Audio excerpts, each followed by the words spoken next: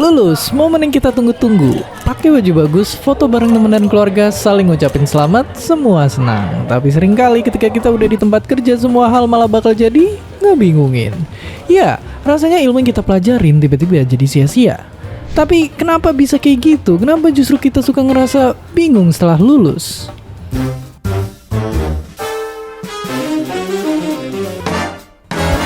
Simpelnya ini karena banyak dari kita yang coba fokus ke garis akhir aja. Ya, lulus. Alasannya bisa macam-macam, mulai dari tekanan dari orang sekitar sampai tuntutan lingkungan. Hal ini yang mungkin tanpa sadar bikin kita terlalu fokus ngejar gelar atau nilai tanpa terlalu peduliin prosesnya. Tapi di sisi lain mungkin sistem pendidikan kita juga yang ngehasilin pola pikir kayak gini, cuma fokus ke hasil. Nggak percaya? Lihat aja.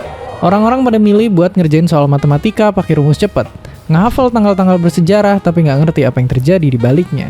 Bahkan ngambil jalan pintas nyelesain ujian dengan pakai joki. Ya, karena nggak ngehargain proses, kita jadi nggak benar-benar paham ilmunya sampai dalam. Jadinya kita juga mungkin susah nerapinnya ketika terjun ke dunia kerja. Tapi sebetulnya ini bukan cuma salah lingkungan atau sistem pendidikan kita. Jadi salah siapa? Oke, apa kalian pernah lihat iklan lowongan kerja yang kayak gini? Ya, banyak perusahaan yang cuma ngeliat pegawai barunya cuma sebagai dalam tanda kutip alat yang siap kerja, yang udah langsung jago dan gak perlu dilatih lagi. Sebenarnya nggak salah kalau perusahaan mau nyari pegawai yang paling berkualitas, tapi ada satu hal yang sering dilupain sama perusahaan. Baja dengan kualitas terbaik pun masih harus ditempa buat jadi pedang tajam. Ya, perusahaan punya andil besar buat ngembangin karyawannya. Perusahaan bisa ngasih pelatihan atau bahkan bisa juga ngirim pegawainya buat belajar lagi ke luar negeri, atau bahkan perusahaan juga bisa punya kampus sendiri yang ngebekalin mahasiswanya biar mereka siap kerja. Iya, perusahaan yang baik pasti memanusiakan pegawainya. Mereka nggak bakal cuma ngasih kerjaan aja, tapi juga peduli dan ngertiin kebutuhan tiap anggota timnya untuk berkembang. Bayangin kalau kita kerja cuma datang disuruh-suruh terus pulang, kita juga nggak akan punya kesempatan buat belajar apa-apa.